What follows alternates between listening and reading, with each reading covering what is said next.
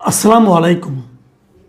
প্রিয় দর্শক, জাতীয় সংসদের বিরোধী দলের চিফ হুইপ এবং এনসিপির আহ্বায়ক জনাব নাহিদ ইসলাম আজকে সংসদে আমাদের রাষ্ট্রপতিকে নিয়ে বেশ ক্ষোভ ঝেড়েছেন, উষ্মা প্রকাশ করেছেন। এটা অস্বাভাবিক কিছু না, কারণ এই যে এনসিপি দলটা আছে এদের নেতৃবৃন্দের কাছ থেকে আমরা এরকমটাও অনেক আগে থেকেই পেয়ে আসছি। যখন তারা অন্তর্বর্তীকালীন সরকারের অংশ ছিলেন এবং যখন এই নাহিদ ইসলাম এই সরকারের একজন উপদেষ্টা ছিলেন, তখনও তারা কিন্তু এই আমাদের বর্তমান যে রাষ্ট্রপতি মিস্টার শাহাবুদ্দিন আহমেদ তাকে তার পদ থেকে সরিয়ে দেওয়ার জন্য নানা ধরনের চেষ্টা তারা করেছেন। সরকারের কাছে আবদার করেছেন, দাবি করেছেন, হুমকি দিয়েছেন, এমনকি বঙ্গভবনের সামনে যেয়েও তাকে উৎখাতের চেষ্টা করেছেন। তখন কিন্তু দেশে একটা নিয়মতান্ত্রিক সরকার ছিল, নিয়মতান্ত্রিক মানে একটা রেগুলার গভর্নমেন্ট ছিল, এবং সেই গভর্নমেন্ট দাবি করত যে তারা একটা সাংবিধানিক সরকার। তো একটা সাংবিধানিক সরকার থাকাকালে এই সমস্ত ছেলেমেয়েরা গিয়েছিল বঙ্গভবনের সামনে রাষ্ট্রপতিকে উৎখাত করার জন্য, এবং সেই সাংবিধানিক সরকার সেই উৎখাত প্রচেষ্টাকে প্রতিরোধ করার কোনো চেষ্টা করেছে বলে, মানে তাদেরকে ওখান থেকে সরিয়ে দেওয়া অথবা অন্য কিছু করেনি। একসময় তারা ক্লান্ত হয়ে ওখান থেকে চলে এসেছে, যখন দেখেছে যে তাদের সেই উৎখাত প্রচেষ্টায় দেশের প্রধানতম দল ওই সময়কার যারা বিএনপি, তাদের মাঝখান থেকে কোনো ধরনের ইতিবাচক সায় পাওয়া যায়নি। বরং তারা বলেছিলেন যে সাংবিধানিক ধারাবাহিকতা রক্ষা করার জন্য যিনি রাষ্ট্রপতি আছেন তার ওই পদে থাকা উচিত। তখন তারা হতাশ হয়ে চলে এসেছে, কিন্তু তাদের সেই প্রচেষ্টা কিন্তু অব্যাহত আছে, অব্যাহত থাকতেই পারে। কিন্তু সেই প্রচেষ্টার প্রকাশটা কি, সেটা হলো ইম্পর্টেন্ট কথা। আপনি বলতেই পারেন যে এই রাষ্ট্রপতি থাকা উচিত না, আপনি বলতেই পারেন রাষ্ট্রপতির কাছে আহ্বান জানাতে পারেন আপনি থাকা উচিত না, আপনি চলে যান, আপনি বলতে পারেন। কিন্তু এই প্রকাশটা, এই যে অনুভূতিটা, এই যে ক্ষোভটা, এই যে আকাঙ্ক্ষাটা, এটা প্রকাশের প্রক্রিয়াটা কি হবে? দেখুন, দেশে এখন একটা প্রধানমন্ত্রী আছেন, একটা সরকার আছেন। তারেক রহমানকে আপনার পছন্দ নাও হতে পারে, আপনি বলতেই পারেন আমি তারেক রহমানকে প্রধানমন্ত্রী হিসাবে পছন্দ করি না। কিন্তু আপনি যদি তারেক রহমানকে উৎখাত করার জন্য তার বাসভবনের সামনে যে ঢিল পাটকেল ছুড়েন এবং বলে তাকে উৎখাত আজকে করেই ছাড়বো, তখন রাষ্ট্রের কি দায়িত্ব হবে? তো রাষ্ট্রের দায়িত্ব হবে আপনাকে প্রতিহত করা। এটাই নিয়ম, কারণ তারেক রহমান একটা নিয়মতান্ত্রিক পদ্ধতিতে, সাংবিধানিক পদ্ধতিতে এদেশে একজন নির্বাচিত প্রধানমন্ত্রী, তাকে আরেকটা নির্বাচনের মাধ্যমে উৎখাত করা যাবে, এছাড়া নয়। আর এছাড়া আপনি করতে পারেন যদি সারা দেশের মানুষকে ঐক্যবদ্ধ করে, সারা দেশের মানুষের ক্ষোভ নিয়ে আন্দোলন তৈরি করে আপনি যদি করতে পারেন, করতে পারবেন। যেমনটা নাকি শেখ হাসিনাকে করা হয়েছিল, যেমনটা নাকি এরশাদকে করা হয়েছিল, সেইভাবে আপনি করেন পারলে, যদি ক্ষমতা থাকে। না হলে আপনি যেরকমভাবে মানে যা তা বলে গালাগালি করতে পারেন না ভাই। কিন্তু নাহিদ ইসলাম সাহেব এই কাজটা করেছেন জাতীয় সংসদে বসে দাঁড়িয়ে। জাতীয় সংসদ কিন্তু একটা পবিত্র জায়গা, সেই জায়গায় দাঁড়িয়ে আপনি যেভাবে কথা বলেছেন সে কথাগুলো আমি বলবো, একটু আপনাদেরকে আমি শোনাবো। আপনারা নিশ্চয়ই মধ্যে পড়েছেন, তারপরে আমি একটু শোনাবো, কারণ তার কিছু কিছু বাক্যকে আমি একটু বিশ্লেষণ করার চেষ্টা করব। উনি যে প্রক্রিয়ায় করেছেন সে প্রক্রিয়া আমি মনে করি উনি কাজটা ঠিক করেননি, এটা শোভন হয়নি। কারণ মাথায় রাখতে হবে এই জিনিসগুলো কিন্তু একসময় ডকুমেন্ট হয়ে থাকবে। আজকে থেকে 30 বছর, 40 বছর, এমনকি 100 বছর পরেও সংসদে কে কী বলেছেন সেগুলো ডকুমেন্ট হয়ে থাকে। ওনার কথার মধ্যে যুক্তি কতটুকু আছে দেখুন। উনি রাষ্ট্রপতির এই যে অধিবেশনটা চলছে, এটা রাষ্ট্রপতি একটা ভাষণ দিয়েছেন। রাষ্ট্রপতি ভাষণ দেন, সংসদ যখন বসে, প্রথম যখন অধিবেশনটা বসে সেই অধিবেশনে উনি একটা ভাষণ দেন। এবং প্রতি বছরের শুরুতে যখন একটা অধিবেশন বসবে, যেমন আগামী বছর যদি জানুয়ারিতে কোনো অধিবেশন বসে, অথবা 2027 সালে প্রথম যেদিন অধিবেশন বসবে, সেটা জানুয়ারিতে হোক, ফেব্রুয়ারিতে হোক, যখনই হোক, সেই অধিবেশনে রাষ্ট্রপতি একটা ভাষণ দেবে। সেই ভাষণে কি থাকে সাধারণত? সেই ভাষণে থাকে দেশের বর্তমান অবস্থা, এই সরকারের অবস্থা, সরকার কি করছে না করছে এগুলি সম্পর্কে তিনি একটা ধারণা জনগণকে দেন, সংসদকে দেন। এবং বলাই বাহুল্য, এই ভাষণটা উনি নিজে লেখেন না, এই ভাষণটা সরকার লিখে দেয়। মানে আমাদের দেশে যে রাষ্ট্রপতির যে ক্ষমতা, সেই ক্ষমতা অনুযায়ী রাষ্ট্রপতির ভাষণটাও সরকারের পক্ষ থেকে লিখে দেওয়া হয়, উনি যে কেবল আনুষ্ঠানিকতার মাধ্যমে পড়েন জিনিসটা। আমাদের এই প্রথম অধিবেশনে এই ভাষণটা দেওয়ার পর যারা সংসদ সদস্য থাকেন এরা সবাই পর্যায়ক্রমিকভাবে এই রাষ্ট্রপতির ভাষণের উপর ধন্যবাদ প্রস্তাবের নিয়ে আলোচনা করেন। আমাদের নাহিদ ইসলাম সাহেব কী করেছেন, উনি প্রথমেই বলেছেন আমি রাষ্ট্রপতি প্রেসিডেন্ট শাহাবুদ্দিনের বক্তব্য আমি শুনিনি। তো শুনেন না তো দাঁড়াইছেন কেন? আপনি যে ভাষণ শুনেননি সেই ভাষণের উপর আনা ধন্যবাদ প্রস্তাবের আলোচনা দাঁড়িয়েছেন কেন? আপনি তো দাঁড়ানোর কোনো একটি, আপনি তো শুনেনি না এটা। এবং তারপরে উনি আরও বলেছেন যে এ নিয়ে আমার বলার কোনো আগ্রহ নাই। তো আগ্রহ নাই তো খারাই গেছেন কেন ভাই? তো আগ্রহী নেই, চুপচাপ থাকেন, বলেন এই ভাষণ আমি শুনি নাই, এটি নিয়ে আমি কোনো আলোচনা করবো না। আপনি তো বলবেন যে উনি তো ওয়ার্কআউট করেছেন, হ্যাঁ ওয়ার্কআউট করেছেন, কিন্তু ওয়ার্কআউট করার পর যে জিনিসটা হয়, আমাদের যে অভিজ্ঞতা আর কি, ওয়ার্কআউট করার পর ওরা কিন্তু ওই এলাকা ছেড়ে চলে যান না। ওয়ার্কআউট করার পর ওনারা যার যার কক্ষে যেয়ে বসেন, ওখানে তো বিরোধী দলের একটা কক্ষ আছে, ওখানেও কিন্তু লাউড স্পিকারে সংসদের ভেতরে কী চলছে সব ওখানে শোনা যায়। তো উনি তো শুনেছেন, হয়তো প্রতিবাদ শুরু কিন্তু ওয়ার্কআউট করেছেন। সেই প্রতিবাদটা কেন, কী কারণে, এটা আমার কাছে এখনও বোধগম্য হয় নাই। যখন ওরা করেছেন, করতেই পারেন, এটা একটা সংসদীয় রীতি। কিন্তু আপনি যেটা নিয়ে শুনেন নাই সেটা নিয়ে আলোচনা করার জন্য দাঁড়িয়েছেন কেন? উনি বলার চেষ্টা করেছেন এই রাষ্ট্রপতি খুবই মন্দ এবং তার কিছু কুকীর্তি উনি হাউসের সামনে তুলে ধরতে চান বলে উনি দাঁড়িয়েছেন। ওকে, উনি কী কী কুকীর্তির কথা বলেছেন সেটা একটু বলি। ওনার ভাষায় উনি বলেছেন যে এই শাহাবুদ্দিনকে, মানে নাম ধরে বলেছেন ভাই নামটা একটু বললো, কিন্তু বয়সেও আপনার বাপদাদার সমান হবে, বাপের সমান হবে, তাই না? একটা বয়স্ক লোককে সম্মান করুন। আচ্ছা, শাহাবুদ্দিনকে দুদকের কমিশনার করা হয়েছিল 3টি অ্যাসাইনমেন্ট দিয়ে। অ্যাসাইনমেন্ট 3টা কী কী? খালেদা জিয়া ও তারেক রহমানকে দুর্নীতির অভিযোগে শাস্তি নিশ্চিত করা, পদ্মা সেতু দুর্নীতির অভিযোগ থেকে আওয়ামী লীগকে ক্লিনচিট দেওয়া, মঈনুদ্দিন ফখরুদ্দিনের আমলে আওয়ামী লীগের বিরুদ্ধে হওয়া দুর্নীতির মামলা থেকে শেখ হাসিনা ও আওয়ামী লীগ নেতাদের মুক্তি দেওয়া। এই 3টা কাজ শাহাবুদ্দিন সাহেব করেছেন। এই 3টা কাজের সঙ্গে আর কেউ জড়িত ছিলেন না। পুরো দায় আপনি শাহাবুদ্দিন আহমেদকে দিয়ে দিলেন।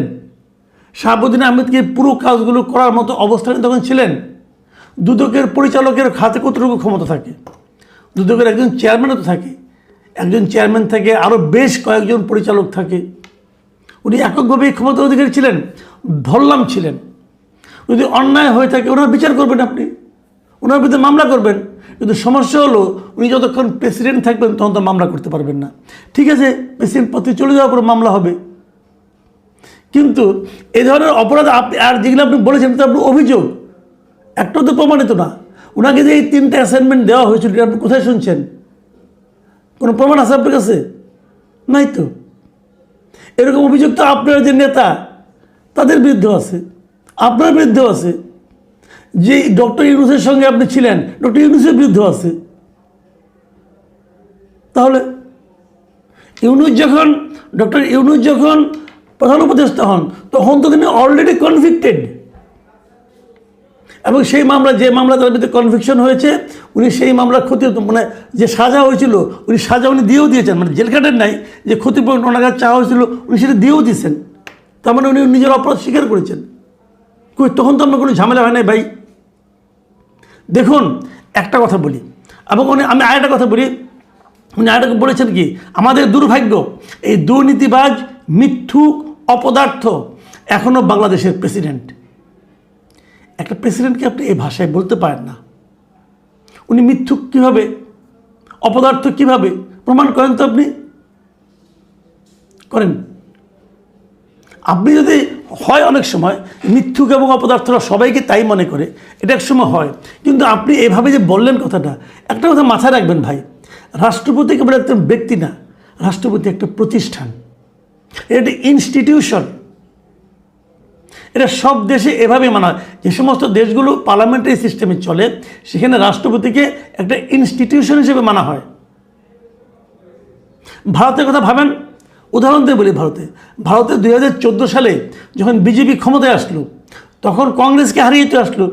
তখন কংগ্রেস কর্তৃক নির্বাচিত রাষ্ট্রপতি ছিলেন প্রণব মুখার্জি। তখনও প্রণব মুখার্জির মেয়াদ আরও কয়েক বছর বাকি ছিল। বিজেপি কিন্তু প্রণব মুখার্জিকে সরিয়ে দেয়নি। প্রণব মুখার্জি ওনার পুরো মেয়াদ শেষ করে তারপরে নেমেছেন। এবং তখন কিন্তু প্রণব মুখার্জি কংগ্রেসের হয়ে আন্দোলন করেন নাই, কারণ বাংলাদেশে এবং পৃথিবীর সব দেশেই মানে এই সমস্ত আপনার পার্লামেন্টারি সিস্টেম গণতন্ত্রে রাষ্ট্রপতি একজন নির্দলীয় লোক, যে কারণে রাষ্ট্রপতি হওয়ার আগে ওনাকে সকল দলের সঙ্গে তার সম্পর্ক ছেদ করে আসতে হয়। এবং আমাদের এই রাষ্ট্রপতিও কিন্তু উনি আগে আওয়ামী লীগের সঙ্গে ছিলেন, উনি আওয়ামী লীগের সঙ্গে সম্পর্কে ছেদ করে এসেছেন। এবং আগামীতে যখন বিএনপি কোনো রাষ্ট্রপতি নির্বাচন করবেন তখন বিএনপি কিন্তু একই কাজ করবেন। হয়তো উনি ওনার দলের কোনো সিনিয়র লিডারকে রাষ্ট্রপতি বানাতে চাইবেন, কিন্তু ওই সিনিয়র লিডার কিন্তু রাষ্ট্রপতি ইলেকশন করার আগ মুহূর্তে, নমিনেশন সাবমিট করার আগ মুহূর্তে ওনার দল থেকে পদত্যাগ করে নমিনেশন সাবমিট করতে হবে। এটাই নিয়ম। এখন তার বিরুদ্ধে কোনো অভিযোগ থাকতে পারে, এখন তার অভিযোগ থাকলে সেটা নিয়ে আপনি এবার আলোচনা করবেন। একটা লোককে তো আপনাকে ছাড় দিতে হবে ভাই। দেখেন রাষ্ট্রপতি কে, আমি একটু বলে শেষ করি। বাংলাদেশে যে সংবিধান আছে এখন পর্যন্ত, যেহেতু নতুন সংবিধান এখন হয়নি, সংবিধান সংশোধিত হয়নি, পরিবর্তনও হয়নি, কাজে আমরা ওই সংবিধানটাই মানব। এবং আগের যে ইউনূস সরকার তারাও এই সংবিধানটাকে মেনেছেন বলে দাবি করেছেন, বাট মানেন নেই, আসলে অনেক ফাঁকি ঝুঁকি মারছেন। যাও, সে আলোচনা যাচ্ছি না। আমাদের এই সংবিধানের 48-এর 2 অনুচ্ছেদে কী বলা হয়েছে? বলা হয়েছে রাষ্ট্রপ্রধান রূপে রাষ্ট্রপতি রাষ্ট্রের অন্য সকল ব্যক্তির ঊর্ধ্বে স্থান লাভ করিবেন। মানে উনি কিন্তু নাহিদ ইসলামের লেভেলের লোক না রে ভাই। উনি সকল এই দেশে যত লোক আছে সকলের উপরে ওনার স্থান। আপনি সকলের উপরে যার স্থান, তাকে আপনি গালাগাল করছেন নিচে বসে বসে। এটা একমাত্র মূর্খ, উন্মাদ অথবা শিশুরাই করতে পারে। আপনি শিশুরও নাম বুঝতে পারছি, বাকি দুটো নিয়ে আমার কোনো প্রশ্ন নাই, কারণ আমি জানি না আপনি কোনটা। এছাড়া করা সম্ভব না। আচ্ছা ঠিক আছে, আপনি দাবি করছেন রাষ্ট্রপতিকে সরাই দিতে হবে, দেন সরাইয়া কোন আইনে দিবেন? রাষ্ট্রপতিকে অভিশংসনের একটা নিয়ম আছে, সেই নিয়মটা কি সেটাও সংবিধানে লেখা আছে। যদি রাষ্ট্রপতি সংবিধান লঙ্ঘন করেন অথবা গুরুতর কোনো অসদাচরণ করেন, এরকম অভিযোগ থাকলে তাকে অভিশংসিত করা যাবে। কিন্তু সেজন্য কি করতে হবে? 151 জন সদস্যের স্বাক্ষরে, 151 কিংবা তার চেয়ে বেশি স্বাক্ষরে অভিযোগটাকে লিপিবদ্ধ করতে হবে, করে সেটা স্পিকারের কাছে দিতে হবে। স্পিকার সেটা বিচার বিশ্লেষণ করবে, করে 14 দিন পরে এবং 30 দিনের আগে এই সময়ের মধ্যে উনি এটা নিয়ে আলোচনা করবে সংসদে। আলোচনা করার পর ভোট হবে এবং সেই ভোটে 2/3 লোকের সাপোর্ট লাগবে, তারপর উনি অভিশংসিত হবেন। তো আপনি প্রস্তাব আনেন না ভাই। আপনি যদি মনে করেন যে এই ঘটনা লোকটা খারাপ, ওকে ফাইন, আপনি এই প্রস্তাবটা আনেন। হ্যাঁ, আপনার আনতে গেলেও তো 151 জন লাগে মিনিমাম, সমস্যা নাই। আপনারা তো 77 জন আছেন তো। তারপরে আর আপনি ওই 84 জনের সাক্ষ্য নিয়ে আসেন। 84 জন এমপিকে আপনি বলেন, বিএনপির এমপি অথবা অন্য কোনো দলের এমপি, ওদেরকে আপনি বলেন, ভাই আমরা তো এরকম রাষ্ট্রপতিকে অভিশংসিত করতে চাই, এই কারণে দেখেন এই তথ্য প্রমাণ আছে, আপনার কাছে ইচ্ছা করেন, আনেন না, সমস্যাটা কি? আনলেই তো প্রস্তাবটা উঠবে, ওই ক্ষমতা আছে, দেখান। কিন্তু আপনি তা করবেন না। আপনি মেঠো বক্তৃতা করবেন সংসদে বসে, এই জন্য তো আপনাকে সংসদে পাঠানো হয় নাই। সংসদে 5টা মিনিট কথা বললে যে পরিমাণ খরচ হয়, সেই খরচ করে এখতিয়ার তো আপনার নাই এইভাবে অপচয় করার। তো এইগুলি কেন? রাষ্ট্রপতিকে আপনি আরেকটা কারণে অপসারণ করতে পারেন, যদি তার শারীরিক বা মানসিক অসামর্থ্য প্রমাণিত হয়। আবার সেই অভিযোগ খেলে তুললেই হবে না, সেই অভিযোগ তুলতে হবে। তুললে পরে স্পিকার করবে কি, একটা মেডিকেল বোর্ড গঠন করবে। সেই মেডিকেল বোর্ডে রাষ্ট্রপতিকে আসতে বলবে, আপনি এখানে আসেন। মেডিকেল বোর্ড ওনাকে পরীক্ষা নিরীক্ষা করবে, করে যদি মনে করে যে উনি শারীরিক বা মানসিকভাবে অসামর্থ্য, কেবল তাহলেই এটাকে উনি আলোচনা করবেন এবং সংসদে তুলবেন। সংসদে তখন যদি 2/3 ভোট হয়, তখন উনি ওনার বিরুদ্ধে যায়, তখন উনি অপসারিত বলে বিবেচিত হবেন। ভাই এত সহজ না রে ভাই, এটা কি ওই পাইছেন নাকি, রাজু পাইছেন, রাজু চত্বর পাইছেন?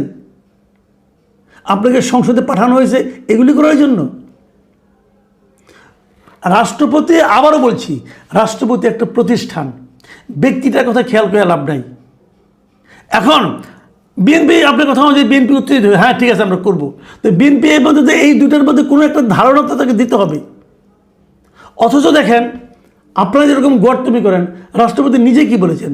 উনি কিন্তু একবার রয়টার্সের একটা ইন্টারভিউতে বলেছিলেন, যদি বিএনপি চায়, যদি বিএনপি মনে করে তারা এই রাষ্ট্রপতিকে রাখতে চায় না, অথবা এই রাষ্ট্রপতির সঙ্গে কাজ করতে অস্বাচ্ছন্দ্য বোধ করছে, যদি এরকম চায় বিএনপি, তাহলে উনি নিজের থেকে পদত্যাগ করবেন। ভাই, এই যে সৌজন্যতা, এই যে ভদ্রতা, এটা বোঝার মতো ক্ষমতা মনে হয় আপনাদের নাই। চিৎকার চেঁচামেচি করে কাজ হয় না। একটা সিস্টেমে দেশ চলে, সংবিধান অনুযায়ী দেশ চলে, একটা নিয়মে চলে। আপনার ওই চিৎকার চেঁচামেচিতে দেশ চলবে না। আমার কথাগুলো তো রূঢ় হয়ে যাচ্ছে, কিন্তু এটাই বাস্তবতা। হতে পারে আপনি বলবেন যে না এটা আমার রাজনীতি, হ্যাঁ তাও হতে পারে, হয়তো এটাই আপনার রাজনীতি, এটাই আপনার অস্বাচ্ছন্দ্য বোধ করেন আপনি, এতে হতে পারে। কিন্তু এই রাষ্ট্রপতি যখন নাকি আপনার শপথ নিতে হয়, তখন কিন্তু এই রাষ্ট্রপতির কাছে শপথ নিতে আপনার কোনো আপত্তি ছিল না। বন্ধু উপদেষ্টা হয়েছিলেন এই রাষ্ট্রপতির আন্ডারে, এই রাষ্ট্রপতির কাছে শপথ নিয়েছিলেন, নেন নাই? তখন বলতে পারতেন ওনার কাছে আমি শপথ নিব না, তা বলতে পারতেন না। কারণ ওটা বললে ওই উপদেষ্টার নরম চেয়ারটা পেতেন না।